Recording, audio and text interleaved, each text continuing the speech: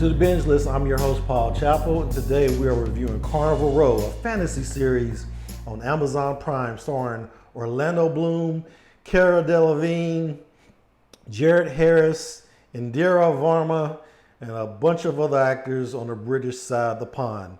Now, the premise of this show is that in this parallel universe that resembles Victorian-era London, some explorers have discovered that fairies and satyrs and gnomes are real. Now, in the show, fairies are known as fae, which is their European folklore name. Fauns are satyrs.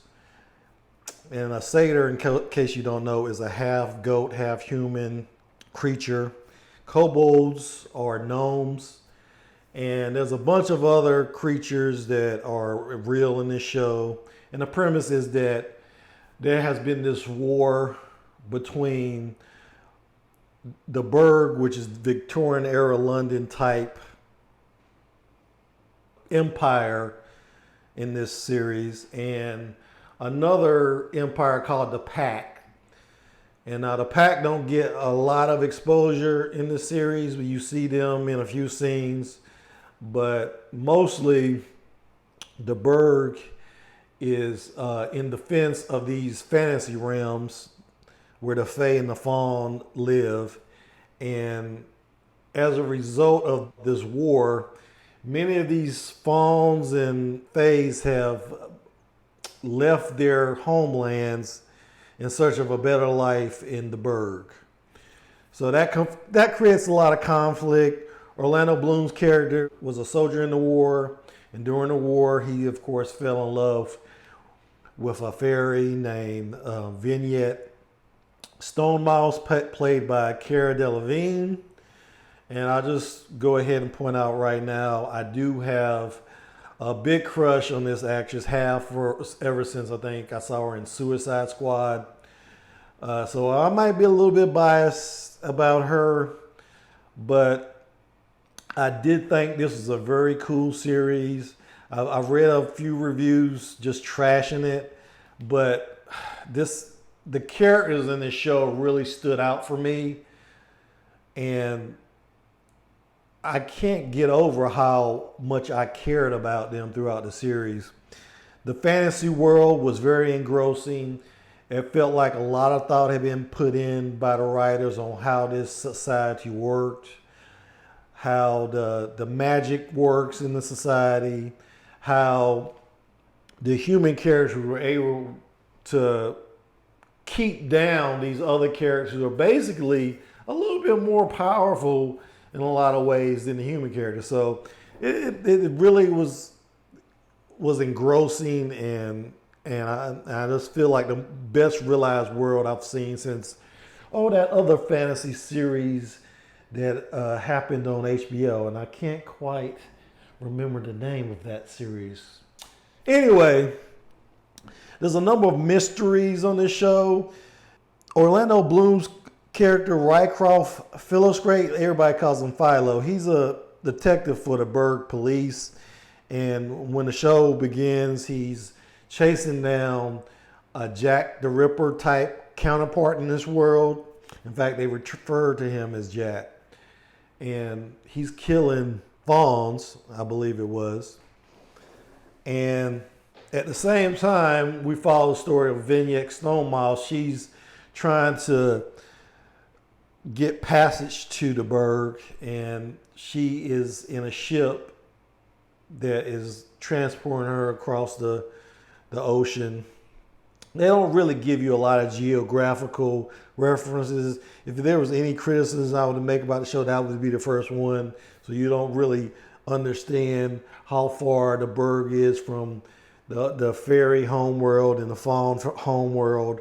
But she's trying to gain passage to the Burg, and she ends up being an indentured servant to this family. And there's a lot of mysteries because Philo doesn't know who his parents were. And strangely enough, I felt he was similar to a character in another series. I can't remember on HBO. Now, what was that series? It'll come to me eventually. Now let me get into some of the other characters of the show. We got the Breakspear family headed by a patriarch who is the chancellor of the burg.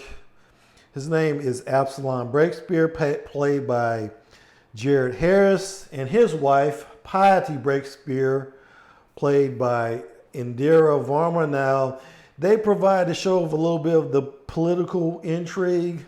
There's another family called the Sperm Roses. They're a high society family who've fallen on hard times. They're trying to get money to fund some ventures, and they find their social standing in the Berg society threatened when they start associating with one of the Fonz who moves in next door.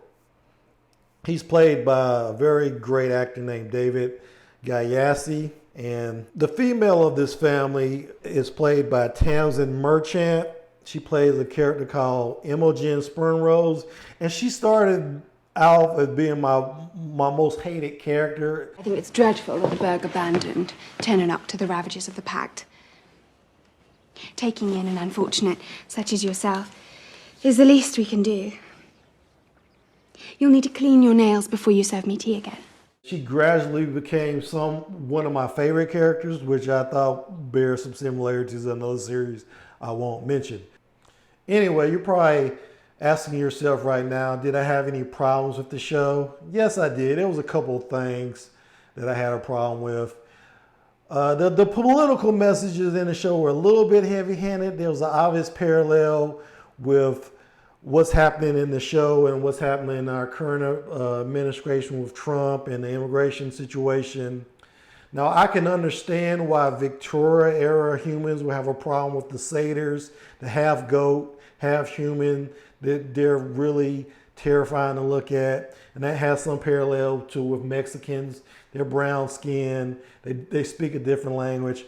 What I didn't understand in the series was why the humans would have a problem with the fairies. It seems like aesthetically, fairies are very beautiful creatures, and I just couldn't find it in myself to believe that the white people would have a problem with that. In the same way, white people don't really have a problem with Canadian immigrants, even though from the research I've done, 100,000 Canadians come over the border illegally every year. You don't hear any rhetoric about them. And I felt that there should have been a little bit more focused on that distinction, because you see fairies doing things that you don't see the satyrs doing, primarily having to do with prostitution. Humans are very interested in having sex with fairies. And I will note there is a lot of sex in this show. It's very graphic. The characters regularly drop F-bombs, and so it's not a Lord of the Rings PG type show. It's a hard R, so be prepared for that.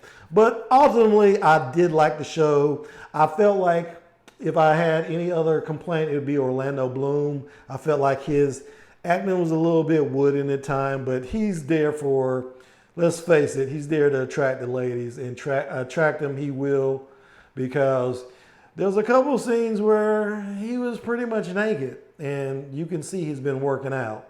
And there's a lot of things, there for the men as well.